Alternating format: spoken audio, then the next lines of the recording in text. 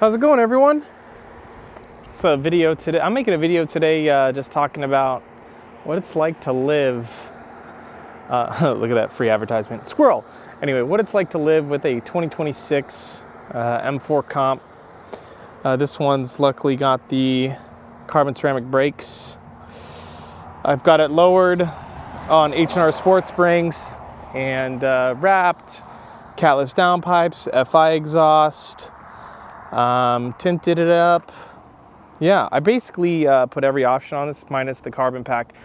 This is actually given to me from the wrap shop. They had an OEM spoiler just sitting around. They're like, hey, I'll replace the black one. So yeah, I got the satin black with the gloss black accents. The car's a little dirty right now. Carbon roof, obviously. I've got the bucket seats, red bucket seats, and full extended leather. Yeah, sounds pretty good. In fact, what I'll do for you guys here is just remote start the car. That way we get AC going, you can hear the catless exhaust.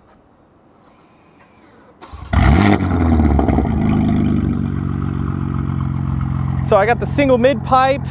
I love that. I love the single mid pipe. I love the FI exhaust, it's great. And let's just talk a little bit about the car. I mean,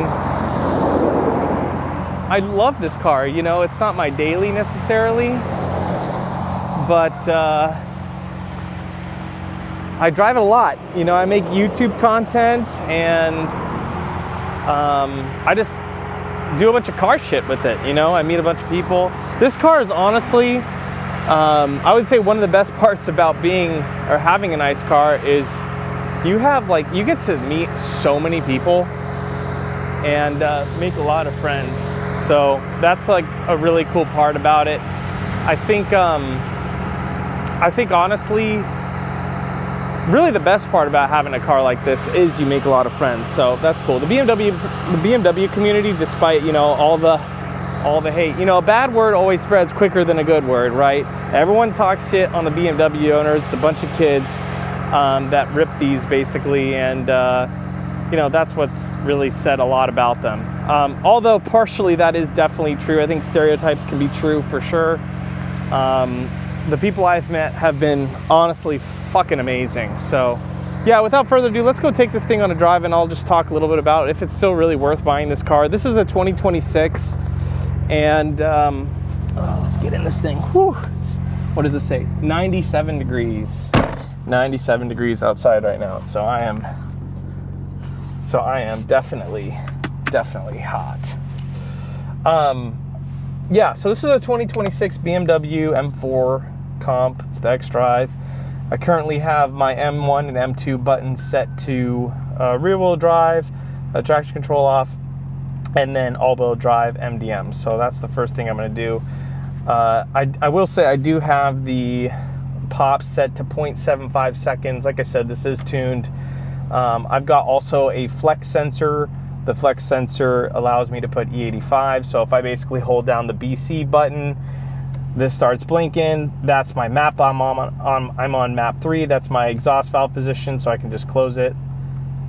So right now it's closed, and then that's open. And then this is my ethanol content, so I'm at 45, E45. I don't really go above 45.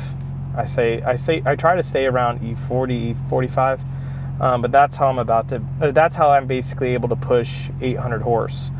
As far as reliability goes, I've got 13,000 miles on the vehicle, and honestly, it's been pretty awesome. It's really no complaints. These things are so reliable. I've also got a transmission tune. Yeah, let me give you guys a little quick rip.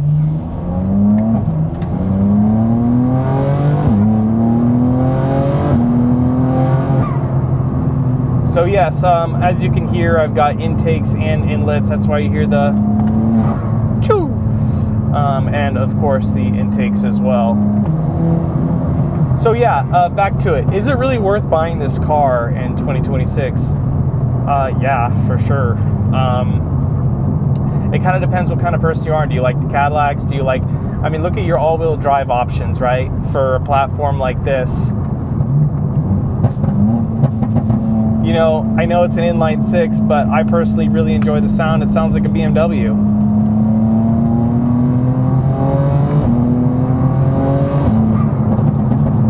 And that's just my thing. A lot of people rip on it for sounding horrible. I personally don't think it sounds bad at all. It just sounds like a raspy inline six, so.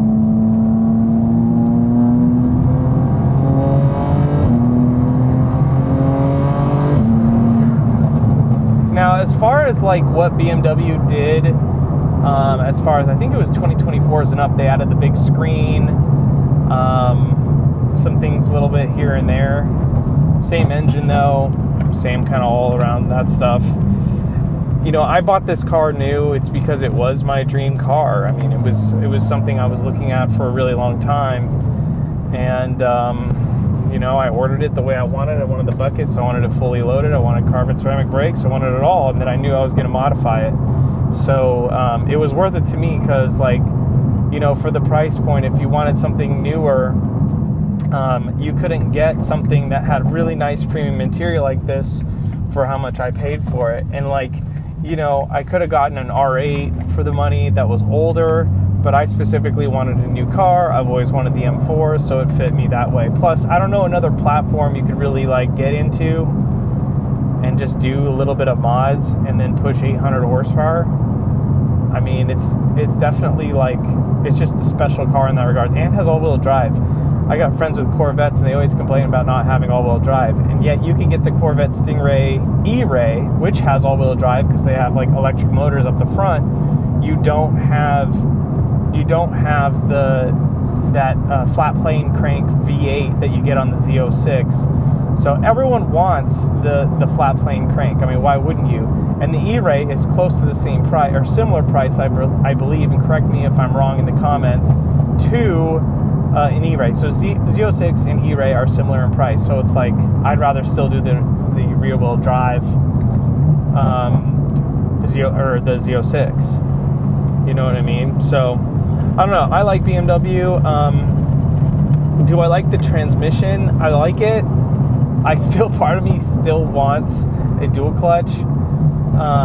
With the transmission tune, it's faster. Without it, it's fast. It's good. It's kind of hard to complain. I mean, it's reliable. I mean, come on, right? Let's give it some beans here.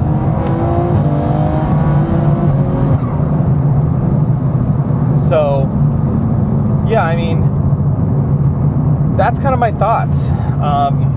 If you like the car and you want it to be in your way, like your way, order it. I mean, it took 6 months for mine to come in. It's just money. I mean, I get it that some people, you know, they're going to buy used, and that's totally cool. I mean, the used market on these is pretty good. But if you want a good spec, high spec, you're still going to pay, you know, for a 2-year-old vehicle close to MSRP. So that's why I ended up just buying new. I'm like, you know what, 0 miles, dog. Like, give it to me, I'm down. Other than that, I mean, these cars are about, I think I paid around $113, $112, somewhere around there, pre-tax. And then obviously after tax, it's just even more of a pain. But I've honestly not regretted it. The car is amazing. I'm going to keep this for a couple years. The YouTube channel is going to grow. I make content with this car. The community is awesome.